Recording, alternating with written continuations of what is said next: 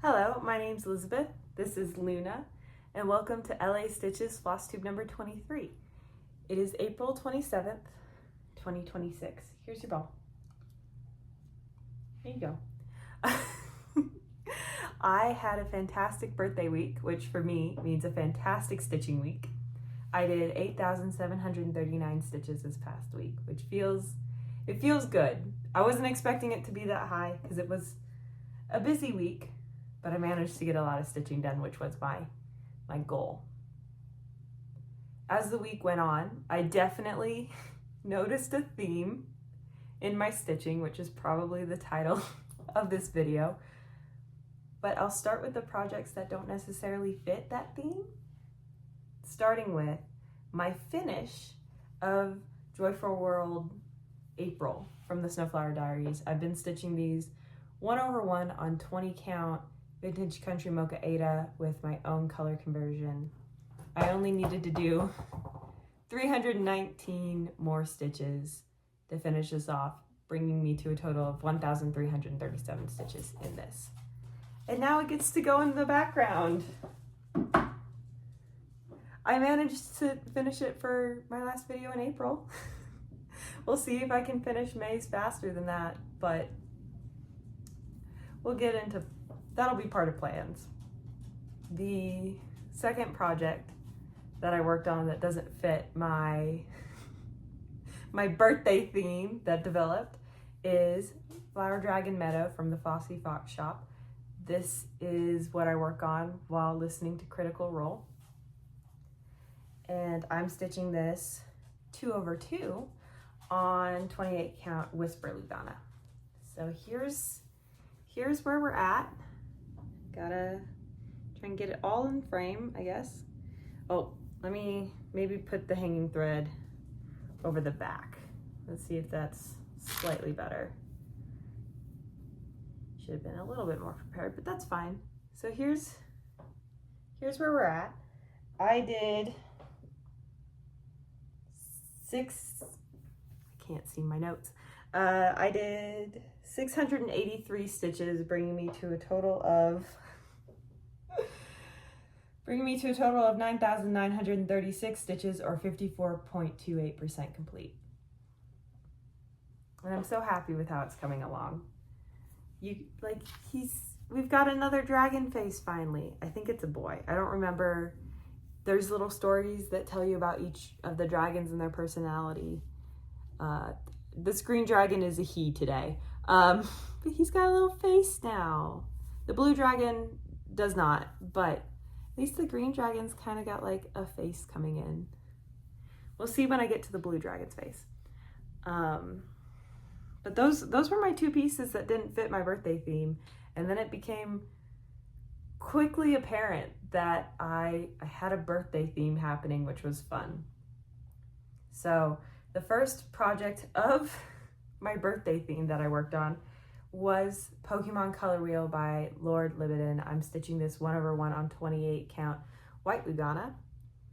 And I did 1,106 stitches, bringing me to a total of 6,167 stitches, or 3.27% complete.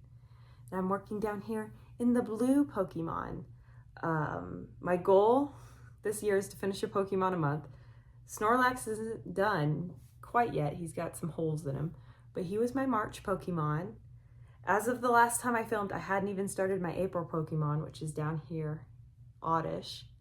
And then I don't think this will come out in the coming week, but if I do, I'm gonna be working over here, I believe, on Alma Knight, who looks very similar to Alma Star, but we're just in like blues, and it's fun. But I'm very happy with how this is coming along. Let me check that off because I'm not doing stuff in the order I have things written down. So next I worked on Border Collie. I think it's Chocolate Border Collie from CelticRoseXStitch on Etsy. I'm stitching this 1/1 on 28 count Easy Guide Lugana. This pattern's no longer available though. They have lots of cute patterns. It's been a while since I looked, but they used to have even more Border Collie patterns than just this. But here's where I did 1,658 stitches. This is my gridiron grind piece, so I do specify if I'm working in the Border Collie or not in my note-taking on my stitching. So I did 314 stitches into the Border Collie. I'm working on 310 now, filling out, I think I was working over here maybe. And then I did 1,344 stitches into the background, bringing me to a total on this piece of 18,177 stitches, or 28.85% complete. I'm not caught up. I was working my way through the 1949 Steelers football season. I'm not caught up, but I'm very close for me. I'm close for me. I think I was like 7 or 8 games behind, and now I think I'm 3. So I'm almost caught up, which is good because I think the schedule for this year's football season comes out this month. So it would be nice if I could get fully caught up before that schedule comes out. And maybe I could squeeze in another football season of the Steelers before this season starts. Maybe, maybe not. But this one has both blue flowers and a Border Collie, right? Because it's blue birthday Border Collies. The next project I worked on was my birthday new start for the whole month of April, which is Sleeping on the Job, a kit from Bothy Threads. I'm using all the kit materials, but here's how far I got. I did 1,851 stitches, bringing me to a total of 2,230 stitches, or 12.42% complete. And so I did a couple different things on this, which I think is interesting. So I had previously been working my way up to the top, and I was going to do typewriter 10x10s and just work my way down, but I got bored. And one of the things I really like to do on pieces where it makes sense is to try and get as many different colors as I can into it. And I didn't succeed.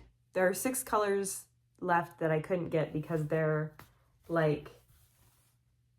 they're way over here in the spilled flower pot. So I didn't reach those, but I got the other 30 some colors probably into it, which is fun.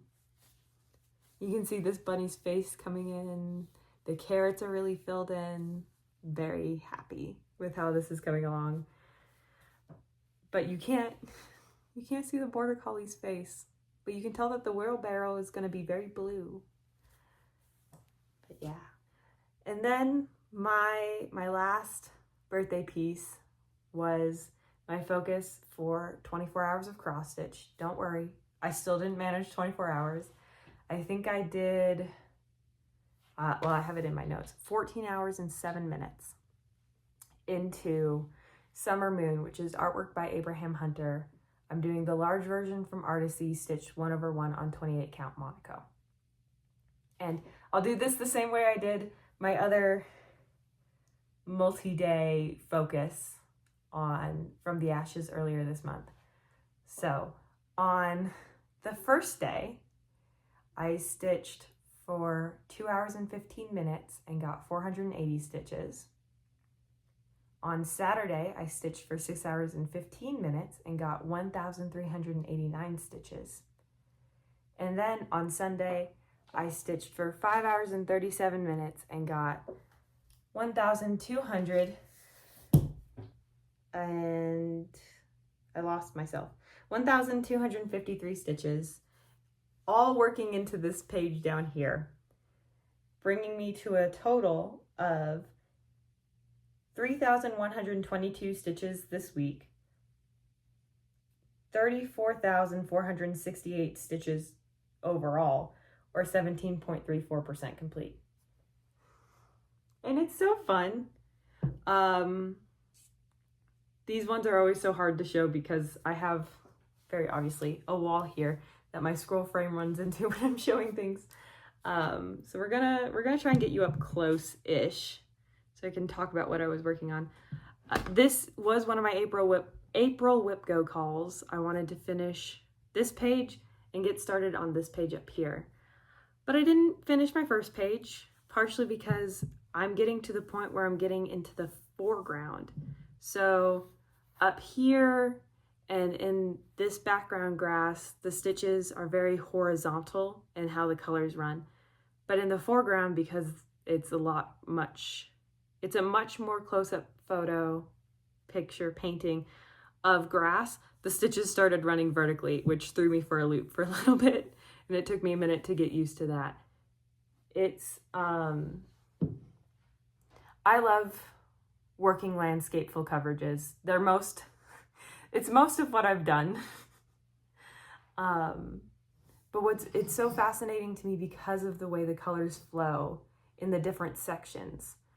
Because the sky, especially in this piece with the clouds, and there's like the light source is here, so it radiates out. There's a very definitive slant in how the colors run. So I could probably work the sky in diagonals. I just don't want to. And then you get down into these trees and they have colors that kind of nest, I guess. So you have like the outline and then where it's paler and then the mid-tones and then the darker tones.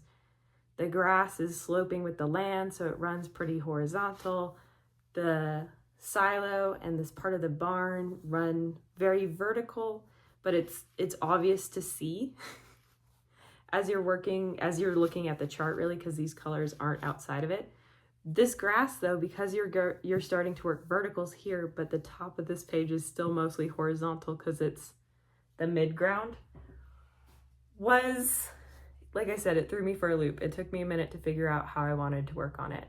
For the most part, I've been working these pages where I find like the dominant color in the page, I stitch that, or 2 or 3, so that I have a framework that as I pick colors in the page in a 10 by 10 typewriter, I can finish that color in the page and color complete. That did not work down here. I think in the photos I took of my progress, you can tell that I started trying to work just like a straight 10 by 10 typewriter. That was hard, but I realized that the colors were running vertically. So I started working 10 by 10 columns and working my way across. So now I only have this little bit left. But yeah, I will hopefully finish that this coming week. Get started on this. I'm not sure I'll finish it before April, but I might as well get into plans because we got our May Whip Go calls. And once again, I need to do a page into this and a page into From the Ashes. That's how it's going to be most months until only numbers are called for one piece. But that means with the way that the numbers were called, I like to work by pages in the order that they were called. So I have to finish my 2 April calls. Then I go back to From the Ashes for a page because its number was called. And then I come back to this for my 2nd May call into this page. But I might finish these colors into here because it's sky. There will be colors that translate versus this page is so much darker than whatever is going on up here. But that's my plan there. I will hopefully work on Flower Dragon Meadow again. Watch another episode of Critical Role. I don't think there's a new episode this week, so I can get a little bit more caught up because I am very far behind. I'm enjoying where the story is. I just got really far behind. And then I've decided that temperature stitching doesn't work for me. I came around to the concept of it. I have not successfully executed it once. So we're doing something different in May. I'm doing like a Mania 500. That's what I'm calling it, based off of the Indy 500 that happens at the end of May. I figured that sounds fun to me. So I picked out 12 projects because I was looking at the wrong month when I was looking at what days I had available for focuses. I hope this makes sense. I picked out 12 projects and I put them in a wheel and I spun the wheel. And so Monday through Thursday, I will do my flower dragons and my whip go calls. And then if I feel the need to do something else, I might add in something different in those first 4 days. But usually I work on my whip go calls, and if I feel so inclined, my flower dragon Meadow. But that leaves Friday, Saturday, and Sunday. So I spun my wheel of my 12 projects. And for Friday, I got And a Forest Grew, which is from Rosewood Manor. I'm stitching it 1/2 on 40 count vintage Stormy Night, I believe. And I've been digitizing the chart slowly, so I won't have the percentage complete, but I will have the amount of stitches I've completed this week and overall when I see you next. Then I spun for Saturday and I got Stargazer from Mirabilia, which I'm stitching on 32 count blue spruce linen from Zweigart, probably. It's not witch elf, it's the softer linen that's not hand dyed.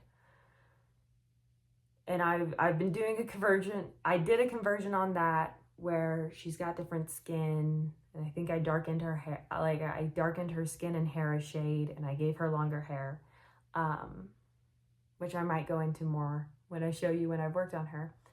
And then for Sunday, I spun Titmice from Owl Forest Embroidery, which I'm stitching on 32 count raw linen with I changed their color conversion a little bit.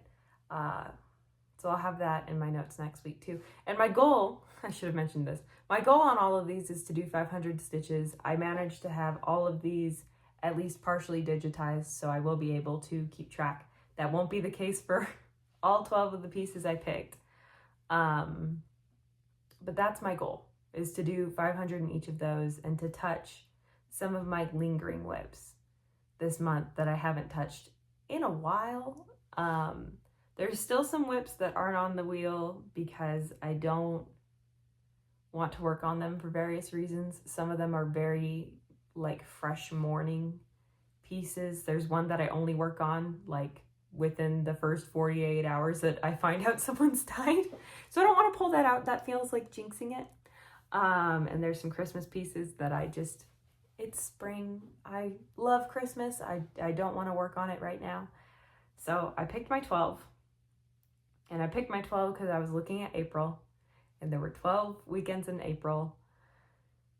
And then after I had done all of that, I realized, oh, this is for May. So I will have the last weekend of May open, and I guess I've got some options for that. I'll tell you what I'm thinking about with that as far as like longer May plans. I have 3 fancy ladies on the go. I could dedicate an extra day to each of them because they'll all get spun once, and then they'll get an extra day at the end of the month that way and get 1,000 stitches, which will move them all closer to a finish after being neglected for really the better part of 2 years. More like 3. I don't know. I kind of stopped working on them because they're all on dark fabric and it's not super easy to see, but I have my scroll frame and a better stitching setup now with a lot more light. So there's that. That's option A. Option B is I do another 24 hours of cross stitch on one of my whip go pieces, one of my bigger full coverages. Summer Moon, as like a note, I guess, because I don't tell you the overall stitch count. Summer Moon has under 200,000 stitches in it. From the Ashes has 225,000 stitches in it. So I haven't done a really big full coverage yet. They're big, but they're not super big. So another 24 hours of cross stitch at the end of May could continue moving those forward, which would be nice. The third option is that I have you guys vote across the 12 projects I'm spinning the wheel for, and pick 3, and whichever ones get the most votes, do those 3. I don't know. It's hard because there's also a part of me that's like, well, if I did brackets, I could just, for the first 3 weeks, have like week 1's 3 compete against each other, and then whatever one of the 3 for this coming week, Stargazer and a Forest Grew or Titmice, wins, that could be the final Friday. I don't know yet. As you can probably tell, I thought this up yesterday. So we'll see. We'll see what happens. But hopefully everything gets a little bit more progress. Oh, another project that's not on my wheel but has been neglected over the last few months is my birthday start from 2 years ago that I ended up starting in June. But the intention was it was for my birthday, which is Into Dreamland from Letty Stitch, which I don't think has been worked on since February. So that could be 24 hours of cross stitch at the end of May. I do enjoy the intense focus where I'm trying to get 24 hours on a project over a weekend. So I think I will be doing that again in June, even if I don't do it this month. And even if I do it this month, I will still do another 24 hours in June or July, whenever Le Mans is. I don't know if any of you follow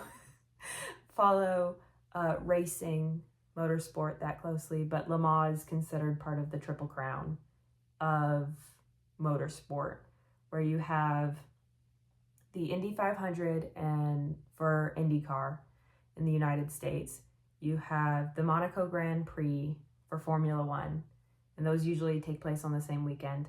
And then you have 24 hours of Le Mans, which is part of the World Endurance Championship, where people try to drive. There's a team of 3 drivers, and they try to keep their car going for 24 hours straight. And I've moved out of watching a lot of motorsport over the years. I've been very disappointed in a lot of ways, but I still feel very fond of Le Mans in particular. If you want a movie, which, warning, is kind of sad, that talks a little bit more about Le Mans and the significance of it in the racing world, I guess, Ford versus Ferrari, which came out in probably 2019, is a fantastic movie, but I will warn you, someone dies. Yeah. So a slight note before we get into life, if you're still here, but you're only here for cross stitching and I just jumped on you with motorsport, there will not be a video next Monday. It'll be likely Tuesday. But I hope you have a good stitching week. It's for great things happening in my life, great things in my world. But if all you're here for is cross stitching, I will see you next Tuesday. And with that, I'll just get into life. I had a fantastic birthday. Like I said,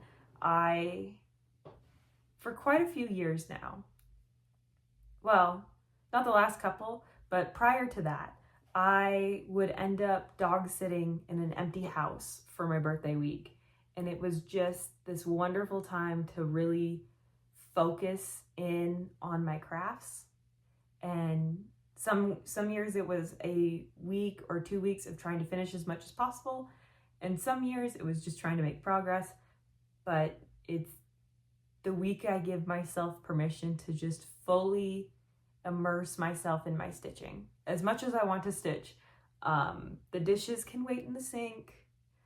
You know, everything can wait for a week, and I can just fully enjoy my crafts. And this year, the week was all cross stitch. There was no knitting, there was no crochet, there was no other hobbies like diamond painting or anything. It was all cross stitch. And I had a lot of fun.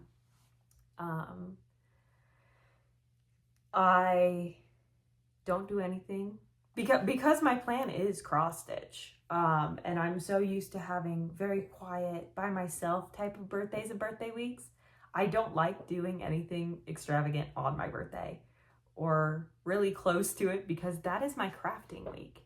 And it sounds kind of weird, but I was very happy that Kay had a very long day on my birthday, because I just got to be by myself cross-stitching all day. But he surprised me when he got home with flowers, which I wasn't expecting at all, because he had already gotten me this wonderful birthday present. But he brought home flowers. I'm guessing because last year he was off on my birthday, and I didn't get flowers for my birthday last year because he was home, but I guess he felt bad, so I got flowers, which is nice. I also had some fun doing home ownership stuff, where we have a swamp cooler. This will be its last summer. It's dying. I wouldn't be surprised if it's the same age as my furnace, which is from 1989. And for funsies, we got a quote from like a big HVAC company on how much it would cost to switch over to an air conditioning unit instead of an evaporative cooling unit, which is like the fancy name for a swamp cooler. So how much would it cost to not have water on my roof? And I got that quote last Monday. It was really high. And I was very thankful that my stepdad works in the HVAC world. He just switched his house over from swamp coolers to air conditioning. He can't do it himself, but he can tell me what's reasonable and what I actually need versus what's just kind of like a fancy little star that they're putting on because they want to do fancy things and charge us more. So I called my stepdad and I was like, they want this much. And I know I don't need a new panel because like our electrical panel is not full. And it's got breakers for things we don't have. Like we don't have a garage door opener mechanism because somebody prior to us gutted a lot of things out of this house. So there's a breaker for it. We don't have it. We have a breaker for an electric stove. We have a gas stove. And so the energy requirement is different.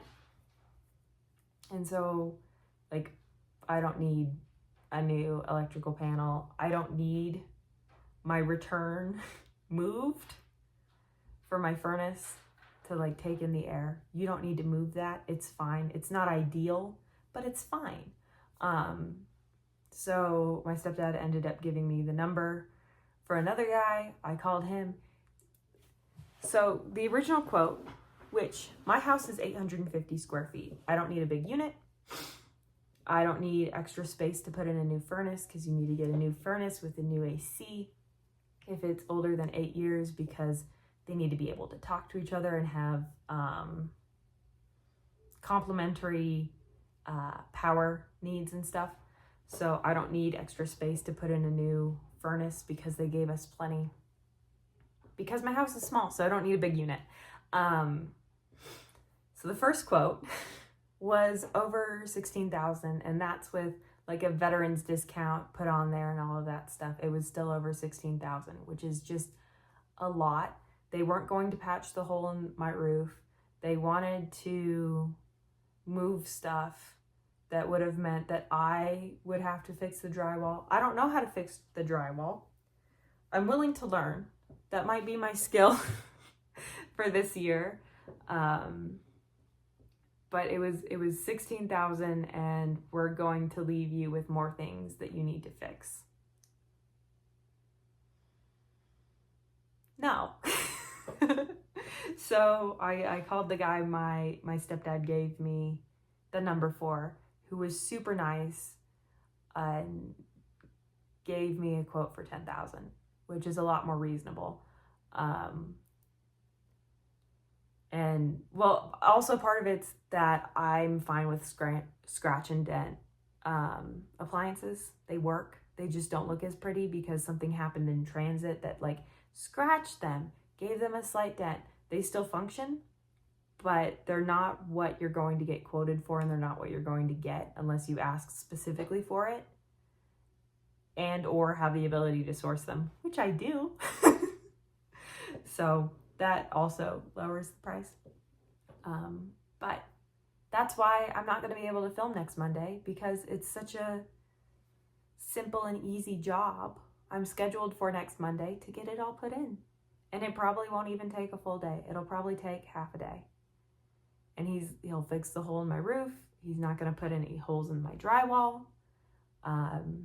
He might take some stuff out of my electrical panel because we don't need them. And when we do go to sell this house, I don't want to be like, yeah, somebody else took out the garage door opener. It's just easier if it was never there in the first place, right? So that's what'll be happening next Monday, and then I'll film Tuesday once I have a new air conditioner and a new furnace in my house, which will be really exciting. I'll only have one thermostat. It'll be great. Other than that, today is my best friend's 5-year anniversary of becoming an American citizen, which is exciting. The day she became an American citizen, she ended up coming over to my house. She'd never made an apple pie. She'd never had baked beans. So we made apple pies and ate baked beans and mac and cheese because she's vegetarian. And it was great. It was a great time. And I'm very happy for her to be able to celebrate 5 years, the year of America's 250th. I think that's fun. And other than that, I got brave and courageous and dumb because I've been feeling really good because I don't have migraines, and I went outside and did some gardening, and I had a massive allergy attack after 20 minutes that has resulted in an ear infection that has made it very hard to sleep, at least last night. So if I seem a little out of it, I didn't sleep for more than an hour straight, and most of it was like 15-minute stints. So doing what I can. I'm somebody who's very prone to ear infections and sinus infections because there's just a lot of junk that gets my immune system going, and then everything gets inflamed, and then it just becomes a nicer place for things to take root.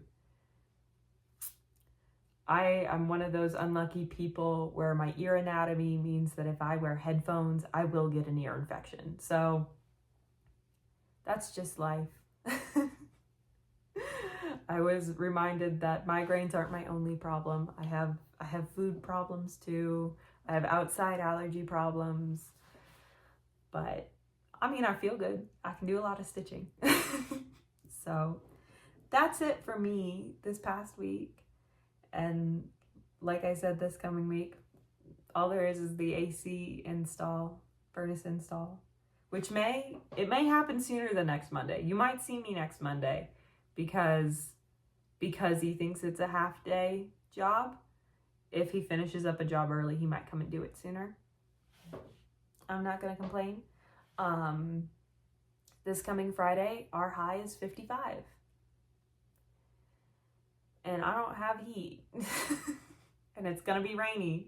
So if I could get it done before Friday, I wouldn't be mad. But if it's next Monday, that's fine. But other than that, it's going to be calm, chill. I'm going to have supervision to switch my lights because I got a light for my birthday, and that'll be tomorrow, just because I would like a second set of eyes and hands while I'm doing that. And Kay, while he lets me do whatever I want, gets very nervous about me doing things to the house. So he's happy when they're done. He's got no complaints about them happening. It's just he cannot get himself to pick up a paintbrush. I think it's the worry that you're going to mess something up. And I don't have that. I don't feel like I'm strong enough to do any meaningful damage to anything. He is. So if he feels like maybe I'm scared, it's okay if he's scared. He got in trouble, not trouble last week. It was an accident. There's a lot of those though. He drives an armored van currently at this current job, right?